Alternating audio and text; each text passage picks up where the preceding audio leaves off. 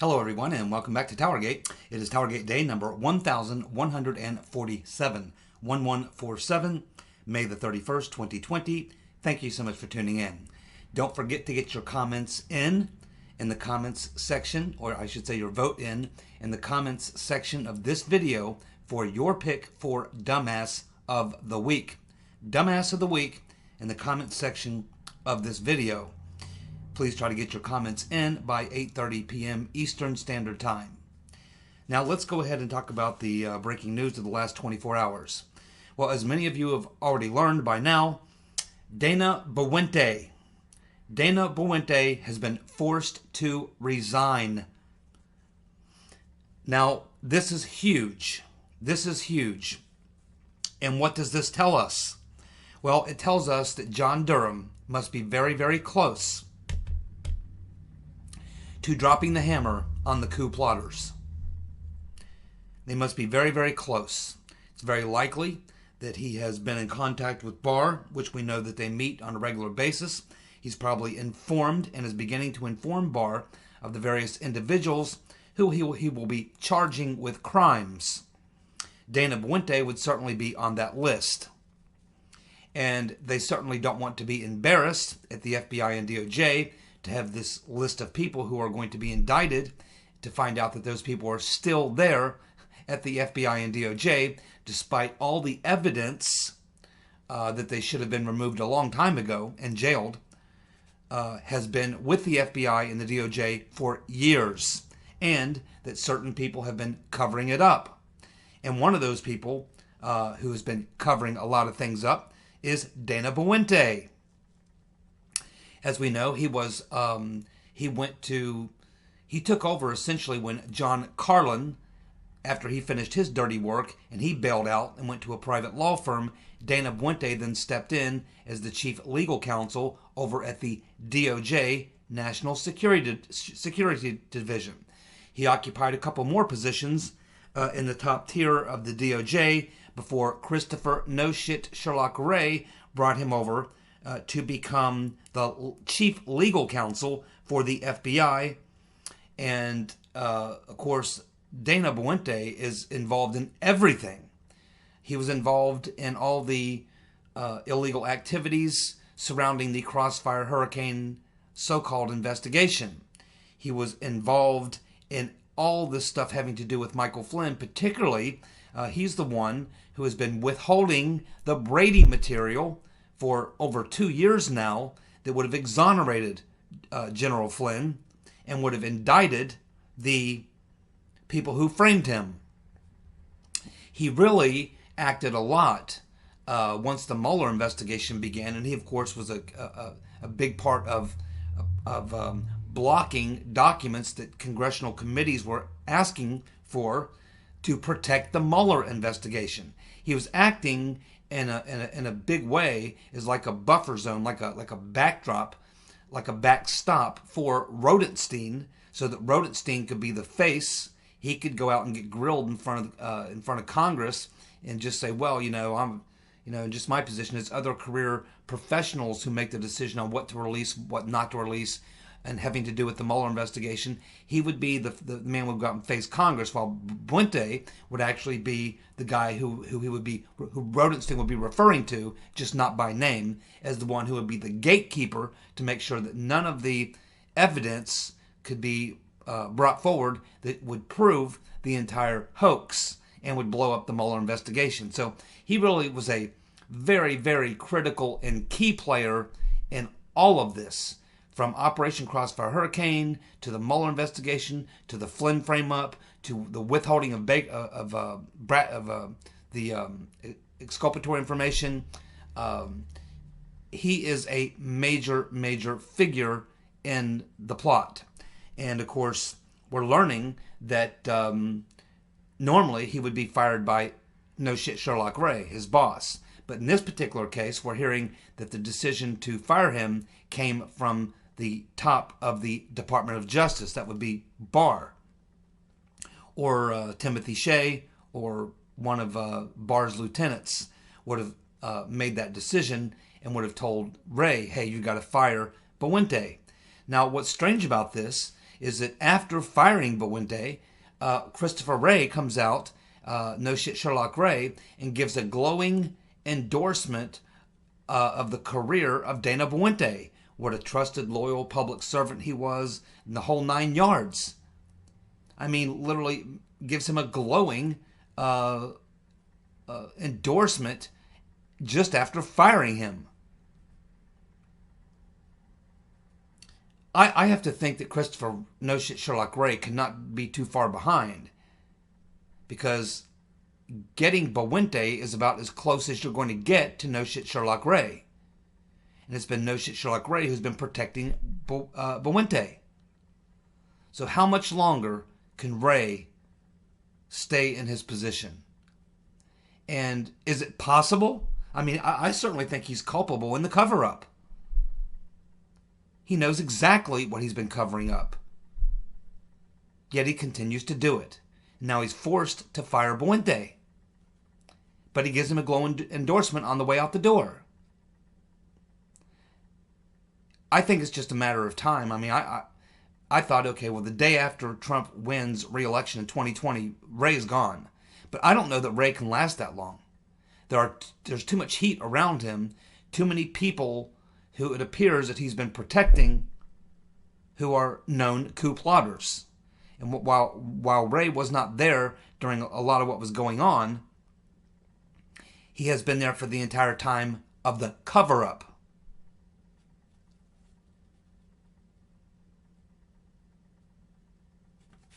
So, clearly, this is a major move. And I think it does signal that Durham must be getting pretty close to dropping the hammer on the deep state coup plotters. I said about a week ago, I think we're 4 to 6 weeks out. I think that for the first wave and for the initial bombshell, I think obviously this thing will linger on for a year or two as it all gets fleshed out. And once the election's over, then there'll really be very little ability for the deep state coup plotters to resist very much. They'll pretty much go down like dominoes after that. But they're never going to come out and admit what they did, and they're not going to roll over easy. You are going to have to pry these people out of the deep state, out of the swamp. And it looks as though that's what Barr and Durham are prepared to do.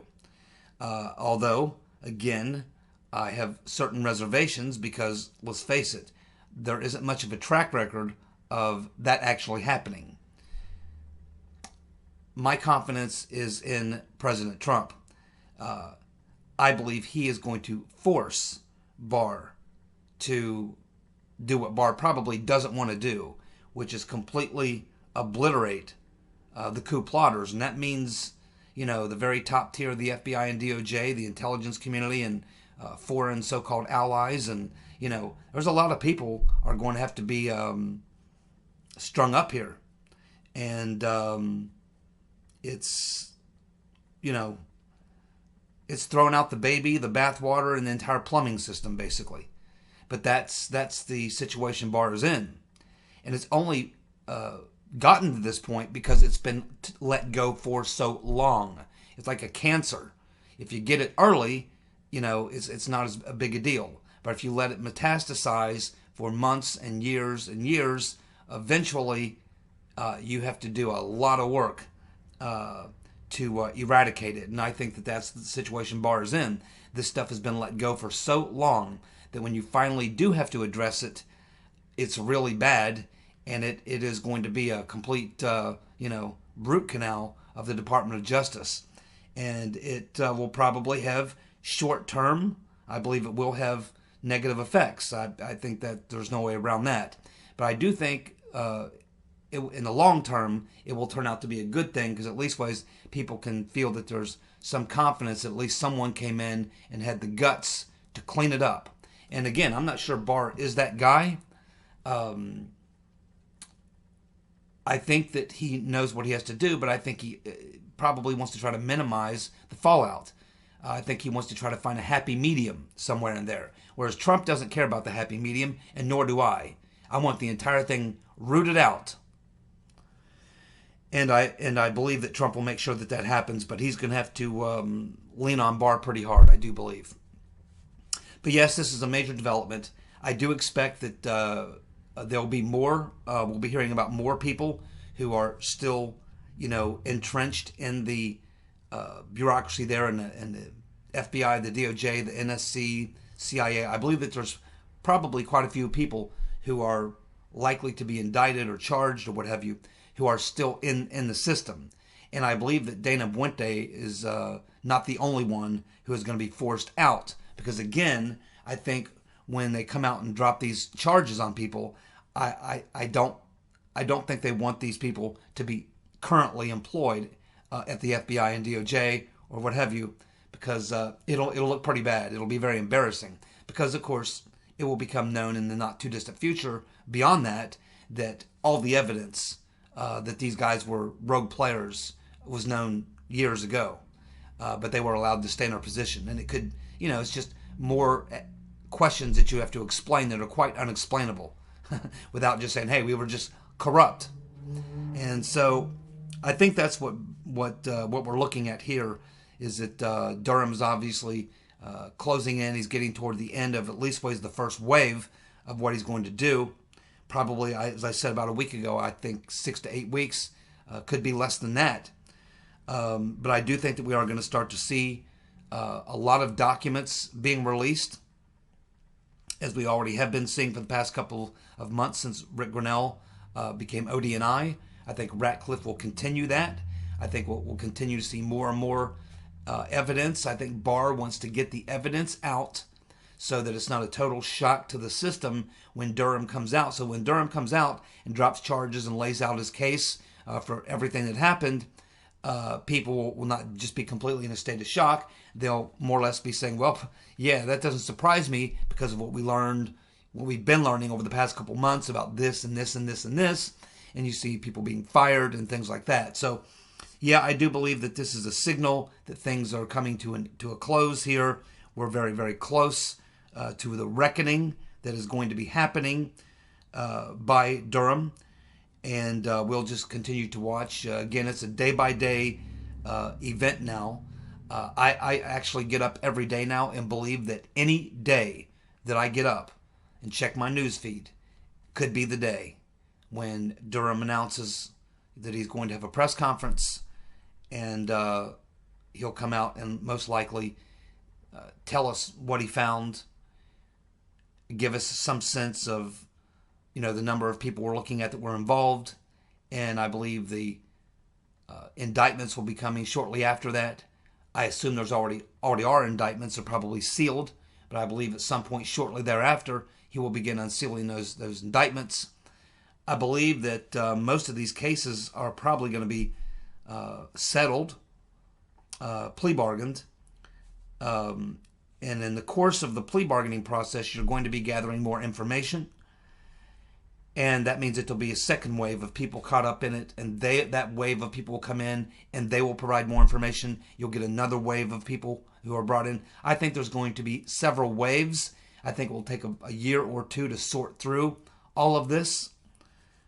And but I believe that the beginning of the end is certainly now within view.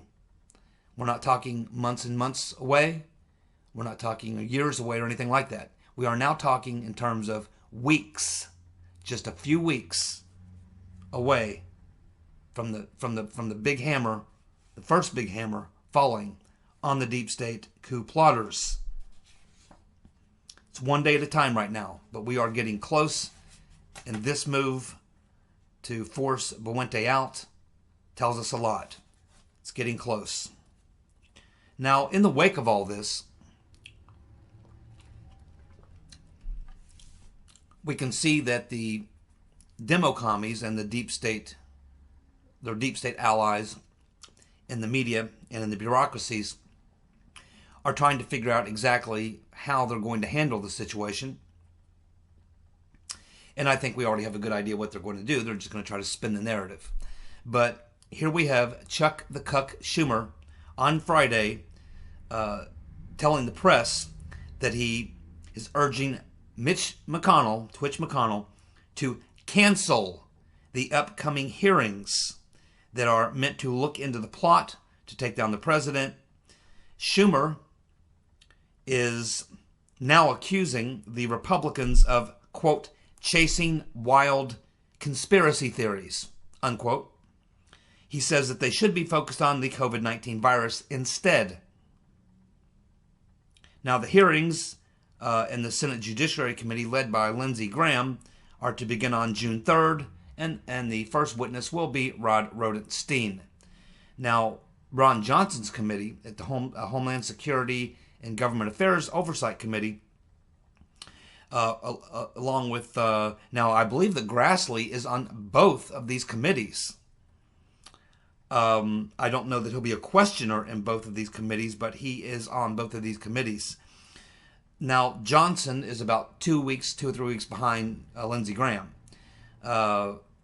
So Johnson, sometime in the next week or two, will have to have that same vote that Lindsey Graham had, vote to issue subpoenas. It will likely be just exactly what we saw in the Senate Judiciary Committee. It will come down to a party line vote, with all Republicans voting for, all Democrats voting against.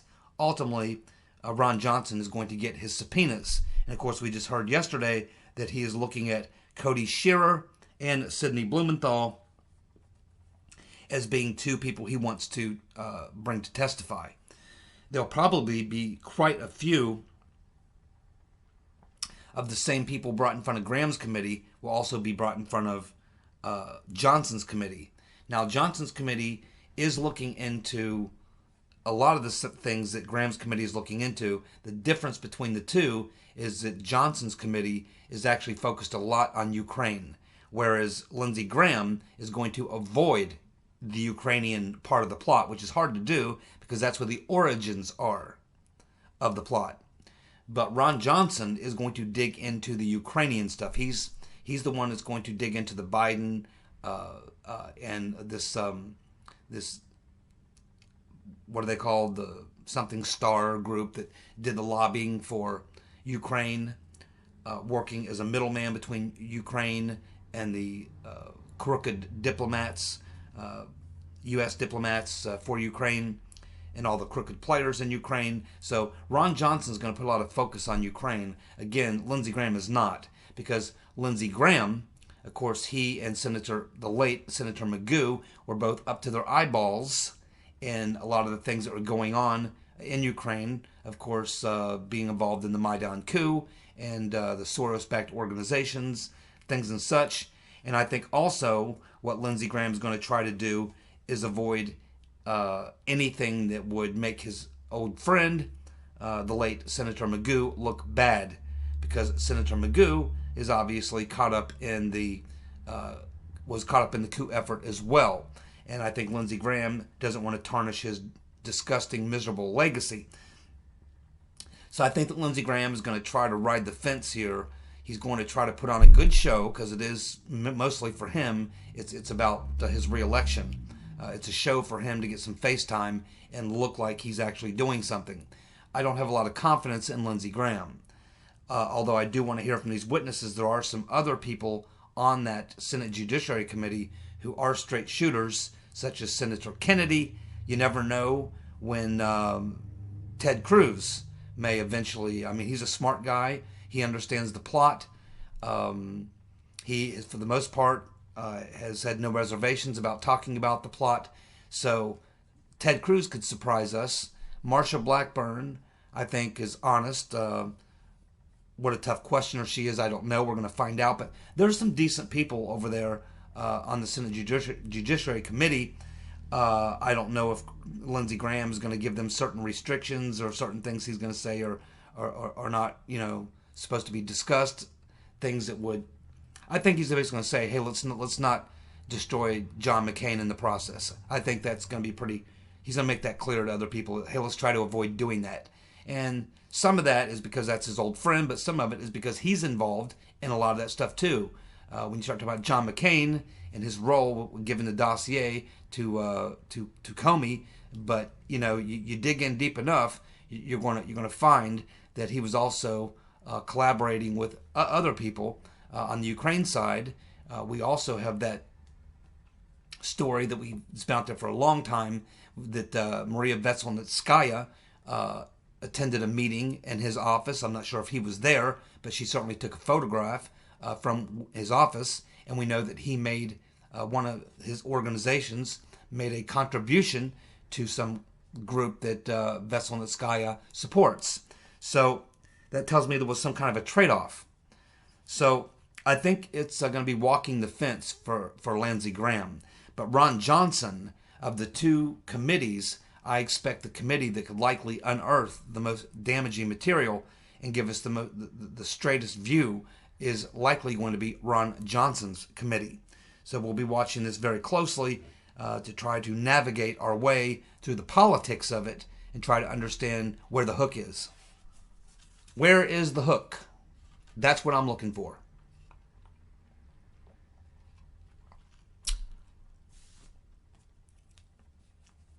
Attorney General Barr coming out yesterday and making it perfectly clear that they are going to be looking at the Department of Justice and a lot of this stuff that's going on all across the country, cities across the country, mostly in liberal cities, cities where they have liberal mayors, liberal police chiefs, liberal governors, where most of the violence and stuff seems to be occurring. And Barr made it perfectly clear that these are not protesters. No, these are not protesters. My friends, these are rioters. Not just ordinary rioters. These guys are professionals. Many of you have seen some of the video of some of these professionals. They are showing up in these black SUV vehicles that look like government vehicles. They're unmarked. They are dressed very neatly and almost in like uniformed black suits. And they are the ones that are lighting the firebombs, breaking out windows, and doing other things. Then they do this very quickly and methodically. Then they retreat back to their what looks like to be almost like government vehicles. Barr said that and he identified these people as far left extremist groups who are behind the violence using Antifa-like tactics. Yes, that's exactly right, Attorney General Barr, and I think he knows a lot more than just that. Now, if you want to get to the root of all this very, very quickly, I suggest you investigate a guy named George Soros, because these people are professionals and they are being funded by groups. Soros is funding many, many groups, and it's not just here in the U.S. We see the exact same type of people and of activities that we're seeing here, we see all over the world, in places where Soros and his buddies have interests. In fact, it was Soros who largely bankrolled the Maidan coup in Ukraine and associated groups. So he's deeply involved in all of this. We know in 2016, 2018, he was funding various groups that were seeking to elect radical leftists to governorships, mayor positions, judicial appointments, judges, U.S. attorneys, prosecutors, all these types of things. He's involved in funding a lot of it. If you want to go right to the root of this, because if you want to get to the bottom of these groups and who all these people are and who these professionals are working for, you want to follow the money. Now, in this case, we have so much information because this has been going on for so long, and it has the same stamp pretty much as everything we see that's been going on in Europe and other places here across the United States, going back to 2016, 2018, and even before that. I think you can just start with George Soros. Just investigate Soros. Find out where his money is moving to. Who is getting that money? Now we know he's funding a couple of these groups that are funding Dan Jones. Dan Jones, of course, working with Confusion GPS, Christopher Steele, and others to continue the Trump coup effort. That's still ongoing, and he's still funding it. It's never stopped. So yes, Attorney General Barr, you can get a big head start on this investigation, and it is time to put these people out. Now, if you go over and you look at the left-wing media, MSNBC, CNN, and other groups like them, you will see that they are describing these, what they describe as protesters, and then they try to separate them from the people doing the violence and all that kind of stuff, and they call them extreme right-wing people, and even describe them as white nationalist and things and such, to try to make it look like they're somehow offshoots of Trump or Trump supporters or people who think like Trump or are motivated by Trump. They're trying to associate. What they're trying to do is try to separate out. Say, well, there's good protesters here, the good leftist, but then we have these right-wing fanatics who are white supremacists, and then they send out the dog whistles because they know that they've got millions of really stupid people who watch their garbage and swallow those narratives hook, line, and sinker. And it's really getting dangerous at this point. It's not even a question whether it's just bad news reporting and fake news. It's actually becoming dangerous because they are poisoning the minds of millions and millions of stupid people. Well, maybe that's too strong of a term. Let's say ignorant people, lazy people, and people who quite honestly want to believe this garbage because they don't like Trump. This is another reason why it's so important to unveil the crimes of the deep state in totality. Leave nothing on the table. Get it all out. Because in doing so, you will also, find yourself having to identify exactly who these people are. And they are on the left. They are not on the right. Antifa are communist. Communists are leftist. These people are not white supremacists. They are leftist communists. And to say that they use Antifa tactics, well, they're straight up Antifa. You can say they're using Antifa tactics, but they're essentially Antifa and offshoots of Antifa. Remember, these groups, when they're started, they splinter off because you have, challenges in leadership. You have disagreements in what to do and what not to do. So these groups will always begin to splinter. And you end up, what was one group, will end up being 10 different groups. And they'll have overlapping goals. But they won't be as organized as they were when they were one entity. Now they're 10 entities. And but whenever an opportunity comes up, none of them will miss the opportunity. So when this murder by this cop, assuming that's what it is, and again, we still, in the court of public opinion, the video looks bad, but we have not seen all the evidence, and there's other information that's coming out. You can see it for yourself. I'm not going to go into it here. I don't want to really. There's enough coverage of everything that's going on with that I don't think I need to do it here. And I want to focus mainly on the Spygate issue. But, I think that it's obvious that who these groups are. They're not white supremacists. They are leftist communists. And that narrative that the media is pushing needs to be blown up. And that's why it's so critical at this juncture that Attorney General Barr do that. And again, this is not something that's just recent. This has been going on for a very, very long time. And I don't just mean going back to Ferguson and going back to even to Rodney King, if those of you old enough to remember the Rodney King incidents. No. When I say it's going back a long time, I did some research into this a couple of years ago. And I learned that this communist plot was first cooked up back in the 1930s, where a group of individuals actually got together and said, yeah, we can take over America with communism, and the way to do it, and these were academics, to be honest, these were American communist academics who put this plot together. They've been working on it for 100 years, back all the way to the 1930s. They determined that if they could get control of the federal courts, the media, the bureaucracies, if you could get control of those groups, that you could literally take over the country. The media, the courts, the bureaucracies, and of course, they all came out of academia. So a huge effort was also desired to infiltrate academia so that they could brainwash decade after decade after decade of young people into the communist way of thinking. in a very subtle way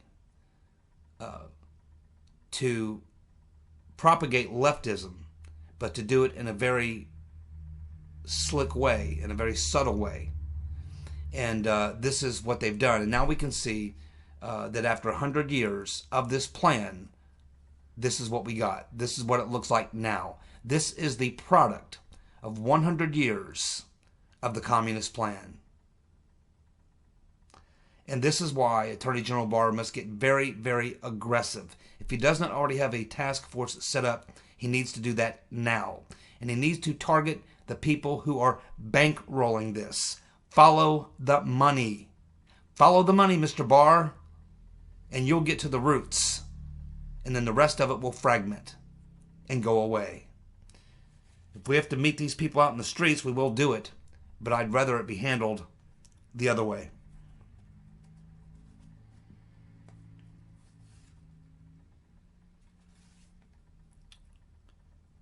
Uncle Bob the Executioner and the Hillary donor posse. Let's not forget something here as we get to the end of this broadcast. Let's not forget why Uncle Bob the Executioner and the Hillary donor posse are in deep kimchi. Deep kimchi. It is because Uncle Bob the Executioner used the dossier, the so-called Steele dossier, to justify his investigation, even though he knew, as did his entire team, that the entire thing had been debunked 4 months earlier. This is extremely evident by reading the Mueller report. Read the Mueller report. It's essentially dissecting the so-called Steele dossier and essentially disproving it, which had already been done. All he did was give us a glorified second edition of the debunking of the Steele dossier. We didn't need that. We didn't need it. He needed it to buy some time and cover up the evidence that would identify the real criminals. And that is why Mueller and his Hillary donor posse are in deep kimchi and likely will be targeted by John Durham with criminal charges. Better be.